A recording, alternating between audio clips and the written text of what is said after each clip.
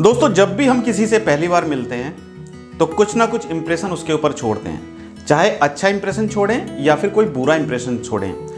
अगर अच्छा इंप्रेशन छोड़ेंगे तो लोग हमें याद करेंगे और अगर बुरा इंप्रेशन छोड़ेंगे तो लोग हमारे बारे में बात करना भी पसंद नहीं करेंगे।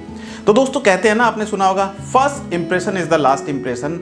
आज की ये वीडियो आप लोगों के लिए बहुत खास होने वाली है दोस्तों, क्योंकि आज की इस वीडियो में हम सीखेंगे कि आप LIC एजेंट या फिर इंश्योरेंस एजेंट जब क्लाइंट के पास जाते हैं तो अपना इंप्रेशन आप कैसे जमा सकते हैं क्लाइंट के ऊपर। तो वीडियो को आपको बिल्कुल भी स्किप नहीं करना है और वीडियो में लास्ट तक बने रहें, क्योंकि इस वीडियो में हर एक स्टेप आपके फ्यूचर के लिए काम आने वाला है। तो नमस्कार दोस्तों, मैं Amit Tyagi and you are watching my YouTube channel. चलिए शुरू करते हैं आज की ये वीडियो। दोस्तों, आप में से बहुत सारे लोगों ने देखा होगा कि जब भी आप किसी के पास जाते हैं तो आप मिलके तो आ जाते हैं, तो बाद में लोग बुराइयां करते हैं, बाद में लोग आपके बारे में तारीफ करते हैं। ऐसा क्यों होता है? ये होता है सिर्फ और सिर्फ इम्प्रेशन की वजह से। अगर आपका इम्प्रेशन उन लोगों के ऊपर जम जाता है तो लोग आपके बारे में तारीफ भी करेंगे। तो जब भी LIC एजेंट अपने क्लाइंट के पास जाते हैं तो कुछ गलतियां कर देते हैं। वो कौन कौन सी गलतियां होंगी, उनमें आपको कैसे सुधार करना चाहिए, वो आपको सोचने की ज़रूरत है। तो दोस्तों, आज मैं आपको 10 ऐसे पॉइंट बता रहा हूं जिन पॉइंट से आप अपने क्लाइंट के ऊपर इंप्रेशन छोड़ सकते हैं। और first impression is the last impression, जैसा आप जानते ही हैं। अगर आपका पहला इंप्रेशन ही अट्रैक्टिव होगा क्लाइंट के ऊपर तो दोस्तों, क्लाइंट आज नहीं तो कल जब भी पॉलिसी लेगा तो आपसे ही पॉलिसी लेगा। राइट? मेरी बात को आप चाहें तो नोट कर सकते हैं, अपने नोटपैड पे नोट कर लीजिए या फिर अपने माइंड में आप इसको सेट कर लीजिए। दोस्तों, अक्सर होता क्या है कि जब भी हम क्लाइंट के पास जाते हैं तो सबसे पहला जो इंप्रेशन होता है वो होता है कि आपका जो प्रेजेंटेशन बैग है, राइट, आपकी जो टूल किट है, उस टूल किट को आप कंप्लीट करके क्लाइंट के पास जाएं। राइट? यानी कि जब भी आप क्लाइंट के पास जाते हैं, क्लाइंट के पास जाने के टाइम पे सबसे पहले आपके बैग में A4 साइज प्लेन पेपर होने चाहिए। जी हाँ दोस्तों, A4 साइज प्लेन पेपर बिल्कुल होना जरूरी है। वो इसलिए होना जरूरी है क्योंकि जब क्लाइंट को आप प्रेजेंटेशन देते हैं, बहुत सारे लोग वर्बली ही क्लाइंट को प्लान बता देते हैं या अपनी कॉपी में नोट कर लेते हैं और उस पेज को अपने साथ में लेकर आ जाते हैं। ये गलती आपको नहीं करना है। आपको हमेशा अपने बैग में A4 साइज पेपर रखने हैं और जब भी आप प्रेजेंटेशन दें क्लाइंट को तो उस A4 साइज पेपर के ऊपर आपको क्लाइंट को एक्सप्लेन करना है प्लान। राइट? तो ये चीज़ आपको ध्यान रखनी है। A4 साइज पेपर हमेशा अपने बैग में रखें। दूसरी चीज़ दोस्तों, बहुत सारे लोग क्लाइंट के पास चले जाते हैं मिलने के लिए, लेकिन टाइम पर प्रपोजल फॉर्म होता नहीं है। प्रपोजल फॉर्म नहीं है, क्लाइंट बोलते हैं कि ठीक है, मैं पॉलिसी लेने के लिए तैयार हूं, आप पैन कार्ड आधार कार्ड ले लेते हैं, लेकिन प्रपोजल फॉर्म साइन नहीं कराते हैं। ऐसी गलती आपको नहीं करना है, क्योंकि उससे क्लाइंट का विश्वास कम होता है आपके ऊपर। क्लाइंट सोचता है कि यार, इसने हमारे से साइन तो नहीं कराए, सिग्नेचर तो नहीं कराए हैं। तो हमेशा अपने बैग में प्रपोजल फॉर्म होना बहुत ज़रूरी है। तीसरी चीज़ दोस्तों, आप लोगों को अपने साथ में नेक्स्ट फॉर्म लेकर चलना चाहिए, क्योंकि बहुत सारे क्लाइंट क्या होते हैं, वो साल में पॉलिसी तो लेना पसंद नहीं करते हैं, साल का प्रीमियम इकट्ठा नहीं पे कर पाते हैं, लेकिन वो मंथली पॉलिसी स्टार्ट करना चाहते हैं। लेकिन कभी कभी आपके बैग में आपके पास नेक्स्ट फॉर्म होता नहीं है और आप क्लाइंट से महीने का प्रीमियम ले लेते हैं और बाद में जाके क्लाइंट का ECS बाउंस हो जाता है, क्योंकि आपके पास नेक्स्ट फॉर्म है नहीं और आप नेक्स्ट फॉर्म को फिल करके बिना क्लाइंट के सिग्नेचर के सबमिट करेंगे तो वो बाउंस हो जाएगा, क्योंकि उस पर सिग्नेचर है नहीं। तो हमेशा अपने बैग में आप नेक्स्ट फॉर्म जरूर रखें, नेक्स्ट फॉर्म होना बहुत ज़रूरी है। इसके बाद दोस्तों हम बात करते हैं पेन। दोस्तों, आप अपनी पॉकेट में हमेशा जब भी आप क्लाइंट को प्रेजेंटेशन दें, आपके पास एक क्वालिटी पेन होना चाहिए। 2, 4, 10 रुपए का पेन होना नहीं चाहिए, आपके पास क्वालिटी पेन होना चाहिए। क्वालिटी पेन अगर आपके पास होगा, ये भी आपको दर्शाता है कि आप किस लेवल के एजेंट हैं। आपके पास क्वालिटी पेन होना बहुत ज़रूरी है। हमेशा अपने साथ एक अच्छे ब्रांड का क्वालिटी पेन लेकर चलें। और दोस्तों, इसके साथ साथ हमेशा आप अपने बैग में ब्रोशर वगैरह रखें, यानी कि आपके जो भी प्लान्स हैं, उन प्लान्स के, जैसे चिल्ड्रन प्लान है, मनी बैक प्लान्स हैं, पेंशन प्लान है, इन्वेस्टमेंट प्लान है, जो भी आपके प्लान्स हैं, उन प्लान्स के ब्रोशर हमेशा अपने बैग में रखें। जब भी क्लाइंट आपसे प्लान के बारे में पूछे तो बैग से अपना ब्रोशर निकालें और ब्रोशर में जो जो चीज़ लिखी हुई है वो सारी चीज़ अपने क्लाइंट को एक्सप्लेन करें। राइट? वर्बली बताने की कोशिश ना करें, वर्बली बताएं, लेकिन जो ब्रोशर है, ब्रोशर या फिर आपके पास A4 साइज पेपर है, उसके ऊपर एक्सप्लेन करें, क्लाइंट को बताएं, उसके फीचर्स बताएं, एक एक फीचर्स बताएं। और कोई भी क्लाइंट सवाल करें, उस सवाल से बचे ना, उस सवाल का जवाब देने की कोशिश पूरी करें अपने क्लाइंट को। और दोस्तों, एक चीज़ आपको ध्यान रखनी है, हमेशा अपने साथ में आप एक ऐसा सॉफ्टवेयर रखें, या तो अपने मोबाइल में आप इंस्टॉल करके रखें सॉफ्टवेयर जिसमें आप प्रीमियम कैलकुलेट कर पाएं, या फिर आपके पास लैपटॉप है, लैपटॉप में भी आप सॉफ्टवेयर रख सकते हैं जहां पर क्लाइंट अगर आपसे पूछे कि मेरे को इतने साल का प्लान चाहिए, मेरी एज इतनी है, या फिर अपने किसी रिलेटिव के बारे में वो प्लान का प्रीमियम जानना चाहें, तो आप तुरंत रेडी रेकनर तो अब बुक तो नहीं होती है, लेकिन रेडी रेकनर की बजाय आप वही चीज़ अपने मोबाइल में सॉफ्टवेयर इंस्टॉल कर सकते हैं या लैपटॉप में इंस्टॉल कर सकते हैं, जहां पर आप क्लाइंट को बता सकते हैं कि सर इतना प्रीमियम आप पे करेंगे और ये बेनिफिट्स आपको मिलेंगे। तो ये सारी चीज़ें दोस्तों आपको समझना बहुत ज़रूरी है। बहुत सारे LIC एजेंट ये सारी गलतियां करते हैं, अपनी टूल किट्स अपने बैग में ये सारी चीज़ें नहीं रखते हैं। तो ये था हमारा पहला पॉइंट जो आपको ध्यान रखना है, अपने बैग को, अपने टूल किट्स को कंप्लीट करना है। दोस्तों इसके बाद दूसरा जो होता है वो होता है हमारा ड्रेसिंग स्टाइल। हम क्लाइंट के पास पहुंच जाते हैं, बहुत सारे, अगर देखिए ड्रेसिंग स्टाइल कैसे होता है, आप अगर प्रॉपर वे में आपने अपनी ड्रेसिंग की हुई है, अगर आप कोट पैंट पहन सकते हैं तो कोट पैंट पहने, अगर आप कोट पैंट नहीं पहन सकते हैं तो आप नॉर्मल अच्छी साफ शर्ट पहने और उसके साथ में आप टाई लगाएं, तो ये आप इस तरीके से क्लाइंट के पास जाएंगे तो ये भी एक अच्छा इंप्रेशन क्लाइंट के ऊपर छोड़कर आएगा।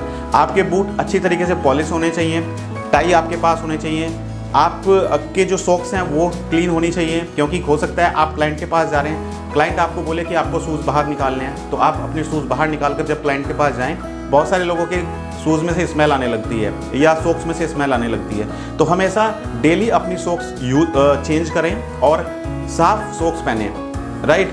साथ में आप परफ्यूम वगैरह लगा के चलें, जब भी आप क्लाइंट के घर में एंट्री ले रहे हैं तो परफ्यूम या डीओ का आप यूज़ कर सकते हैं, राइट। ये छोटी छोटी चीज़ें दोस्तों आपके इंप्रेशन को दिखाती है कि आप अपना इंप्रेशन किस तरीके से क्लाइंट के ऊपर जमा सकते हैं। अब दोस्तों पॉइंट नंबर 3 है हमारा पंक्चुअलिटी।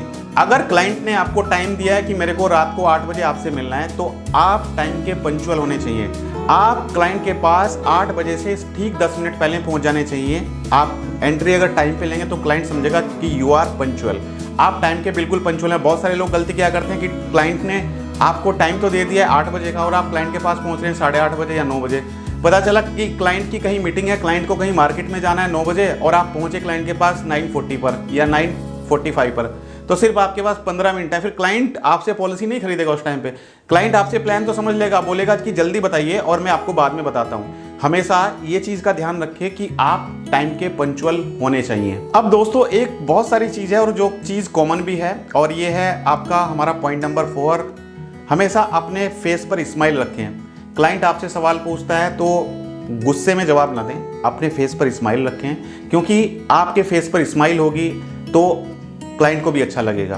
क्लाइंट आपसे 10 सवाल पूछ रहा है तो हंसकर 10 सवाल का जवाब दें। आप कभी भी सवाल को गुस्से में ना लें, अपना जो एटीट्यूड है उसको ठीक रखें, क्लाइंट के पास साथ में सही से बात करें और हमेशा मुस्कुराते रहें। क्लाइंट से इसी तरीके से बात करते हैं कि क्लाइंट को भी अच्छा लगे। दोस्तों हमारा पॉइंट नंबर 5 है, हमेशा जब भी आप किसी के घर में जाते हैं, तो अगर आप किसी के घर में पॉलिसी समझाने के लिए जाते हैं तो हो सकता है वहाँ पे छोटे छोटे बच्चे हों, है ना, हो सकता है वो बच्चे के लिए कोई पॉलिसी लेना चाहता हो। तो हमेशा ध्यान रखें कि जब भी आप किसी के घर में जाएं तो हमेशा अपने बैग में कुछ छोटे छोटे स्मॉल गिफ्ट्स रखें, क्योंकि गिफ्ट्स आप रखेंगे उसका फ़ायदा ये होगा कि सपोज आप किसी के घर में एंट्री लिया, आपने घर में गए, आपने उनसे बात करी, छोटा बच्चा आया, आपने उसको इग्नोर कर दिया, तो क्लाइंट पॉलिसी लेने के लिए जा रहा है बच्चे के लिए और आपने बच्चे को ही इग्नोर कर दिया, बच्चे से बात नहीं कर रहे हैं, तो उसको अच्छा नहीं लगेगा। तो हमेशा अपने बैग में छोटे छोटे गिफ्ट रखें, क्योंकि अक्सर बच्चों को क्या पसंद होती है, चॉकलेट्स वगैरह पसंद होती है, लेकिन हो सकता है कि आप अपने बैग में चॉकलेट निकाल के बच्चे को दें तो उसके पेरेंट्स को अच्छा ना लगे, वो उसको खाने ना दे। तो छोटे छोटे गिफ्ट रखें, जैसा कि आपने कोई पेंसिल रख ली या कोई स्कूल का सामान रख लिया, है ना, कुछ आप अलग तरीके से जो बच्चे को पसंद हो, है ना, इस तरीके से आप गिफ्ट रखेंगे और घर में जाके आप बच्चे को देंगे गिफ्ट, तो उसके पेरेंट्स को भी अच्छा लगेगा, वो बच्चा तुरंत उससे खेलना स्टार्ट कर देगा, है ना। तो ये भी एक इंप्रेशन होता है जो आपके क्लाइंट के ऊपर आप छोड़ सकते हैं। तो जब भी आप किसी के घर में जाएं, एंट्री लें, तो अगर आप हस्बैंड को पॉलिसी समझा रहे हैं तो उसकी वाइफ को भी इंपॉर्टेंस देने की कोशिश करें, क्योंकि अक्सर होता क्या है कि हस्बैंड को आप पॉलिसी समझा रहे हैं, लेकिन डिसीजन जो लिया जाता है ना वो बातचीत करके ही लिया जाता है। हस्बैंड वाइफ से डिस्कस करेगा, पता चला वाइफ को कोई चीज़ अच्छी फील नहीं हुई, उसने पॉलिसी लेने के लिए मना कर दिया। तो जब भी आप किसी क्लाइंट से डिस्कस करें पॉलिसी के बारे में, उसको प्रेजेंटेशन दें, तो उसको बोलें कि सर बेटर ये होगा कि आप मैडम को भी बुला लें, क्योंकि मैडम अगर साथ में होगी, क्योंकि उनका समझना भी ज़रूरी है कि पॉलिसी के फीचर्स क्या हैं, तो उसकी वाइफ को भी अच्छा लगेगा और हो सकता है वो उसी टाइम पे on the spot he policy खरीद लें। दोस्तों हमारा पॉइंट नंबर 7 है, हमेशा ऐसा ही नहीं है कि आप सिर्फ स्पाउस को ही इंपॉर्टेंस दे रहे हैं, पता चला साइड में उनके पेरेंट्स बैठे हैं, है ना, उनके माता पिता बैठे हैं, आप उनके माता पिता को इंपॉर्टेंस नहीं दे रहे हैं। कभी कभी अक्सर होता ऐसा है कि जो बच्चे होते हैं ना, जैसे सपोज आप किसी आदमी से मिलने जा रहे हैं ना, उसको अपने बच्चे के लिए पॉलिसी लेनी है, तो वो अपने माता पिता से डिस्कस करेगा। अगर आप उसके माता पिता को इंपॉर्टेंस नहीं दे रहे हैं, उसके माता पिता से आप नमस्ते करें उनको, है ना, गुड मॉर्निंग बोलें, गुड आफ्टरनून बोलें, जो भी समय है उसके अकॉर्डिंग आप बोल सकते हैं, और उनको इंपॉर्टेंस आप देंगे, उनको बताएंगे कि सर देखो आपने इतने अच्छे संस्कार दिए हैं बच्चों को, जैसे हम अपने बच्चों के फ्यूचर के लिए प्लान करते हैं, तो सर आगे ये भी अपने बच्चों के फ्यूचर के लिए प्लान करेंगे। और सर आज की डेट में अपने बच्चों के फ्यूचर को सिक्योर करना बहुत ज़रूरी है। तो अगर आप उनके पेरेंट्स को भी इंपॉर्टेंस देंगे ना, तो उनको भी अच्छा लगेगा, और अगर वो उनसे कंसल्ट करेंगे तो वो एक पॉजिटिव रेस्पॉन्स ही देंगे आपके अगेंस्ट, राइट। तो पेरेंट्स को इंपॉर्टेंस देना भी बहुत ज़रूरी है। और हमारा पॉइंट नंबर 8 है, कभी भी क्लाइंट को आपने प्रेजेंटेशन तो दे दी, क्लाइंट को आपने पॉलिसी समझा दी, तो कभी भी क्लाइंट को आप फोर्स मत करें पॉलिसी लेने के लिए। बहुत सारे लोग फोर्स करते हैं, क्लाइंट को बोलते हैं कि सर पॉलिसी ले लीजिए, सर आज मेरी क्लोजिंग का लास्ट डे है, सर मेरी पॉलिसी अगर नहीं उठी सर मुझे जॉब के लिए प्रॉब्लम हो जाएगी, सर आज पॉलिसी ले लीजिए मेरा टारगेट पूरा हो जाए। कभी भी क्लाइंट को आप फोर्स ना करें। क्लाइंट के ऊपर आप ऐसा इंप्रेशन छोड़ के आए, जो इंप्रेशन क्लाइंट अगर आज पॉलिसी नहीं ले पा रहा है, वो थोड़ा समय भी मांगता है ना, तो बिल्कुल आप उसको समय दीजिए। उसको बोलिए कि सर आप 2 दिन 4 दिन 10 दिन का समय लीजिए, और उसको इतने अच्छे कॉन्फिडेंस के साथ आप बताएंगे प्लान्स, तो वो कभी भी जब भी पॉलिसी लेगा तो वो आपको ज़रूर कॉल करेगा, आपसे पॉलिसी ज़रूर लेगा। तो हमेशा कभी भी क्लाइंट को आप फोर्स ना करें। अब दोस्तों हमारा पॉइंट नंबर 9 है, कभी भी आप क्लाइंट को पॉलिसी सेल करने की कोशिश ना करें कि सर ये पॉलिसी ले लीजिए, अपना प्रॉफिट ना देखें। आप हमेशा क्लाइंट को उसकी ज़रूरत के अकॉर्डिंग, जो भी उसके रिक्वायरमेंट है, उस रिक्वायरमेंट के अकॉर्डिंग या उसकी फाइनेंशियल प्लानिंग के अकॉर्डिंग आप उसको कोई भी प्लान सजेस्ट करें। ना कि ऐसा कि आपने 2-4 प्लान रट्टे लगाए हुए हैं, आप वो प्लान उनको बता रहे हो, ऐसा नहीं होना चाहिए। आप क्लाइंट की रिक्वायरमेंट के अकॉर्डिंग, उसकी ज़रूरत के अकॉर्डिंग उसको प्लान एक्सप्लेन करें, ये भी बहुत ज़रूरी है। बहुत सारे लोग यही गलती करते हैं, क्लाइंट के पास पहुंच जाते हैं, बस अपने प्लान बेचना शुरू कर देते हैं। कभी भी प्लान बेचने की कोशिश ना करें। क्लाइंट की रिक्वायरमेंट को समझो, उसकी नीड को जानो कि उसकी नीड क्या है, उसकी नीड को एनालाइज करने के बाद ही आप क्लाइंट को पॉलिसी के लिए बताओ। अब दोस्तों हमारा पॉइंट नंबर 10 जो कि हमारा लास्ट पॉइंट है, और ये है कि आपने क्लाइंट से मीटिंग कर ली, ठीक है, क्लाइंट ने हालांकि पॉलिसी नहीं ली है, कोई बात नहीं, आप क्लाइंट से मीटिंग करके आ गए। जब आप बाहर निकले, मीटिंग खत्म होने के 5, 7 या 10 मिनट के बाद आप क्लाइंट को या तो व्हाट्सअप करें, व्हाट्सअप पर मैसेज छोड़ें, या फिर आप उसको टेक्स्ट मैसेज करें, थैंक यू का मैसेज करें कि sir I feel very proud to meet you, है ना, कि मेरे को बहुत अच्छा लगा आपसे मिलके सर। और क्लाइंट के पास जब थैंक यू का मैसेज जाएगा तो क्लाइंट को भी अच्छा लगेगा, राइट। तो आप एक कम्युनिकेशन छोड़ के आए हैं। यही सब चीज़ें मैटर करती हैं दोस्तों, आप अपने क्लाइंट के ऊपर किस तरीके से इंप्रेशन जमा सकते हैं। ये छोटी छोटी चीज़ आपको ध्यान रखनी है दोस्तों। अगर आप मेरे यूट्यूब चैनल पर पहली बार हैं, आपने मेरे यूट्यूब चैनल को सब्सक्राइब नहीं किया, तो जल्दी से मेरे यूट्यूब चैनल को सब्सक्राइब करें, और साइड में एक छोटा सा बेल आइकन है, उस बेल आइकन को प्रेस करें, ताकि आने वाले समय में आपको हमारी हर एक वीडियो का नोटिफिकेशन मिलता रहे। तो थैंक यू सो मच। और संडे को रात 9 बजे मैं अपना यूट्यूब लाइव प्रोग्राम लेकर आ रहा हूँ, जिस लाइव प्रोग्राम में आप अपने प्रश्न मुझसे पूछ सकते हैं, जिसमें आपके हर एक प्रश्न का जवाब दिया जाएगा। तो थैंक यू सो मच। इस वीडियो से जुड़ने के लिए बहुत बहुत धन्यवाद।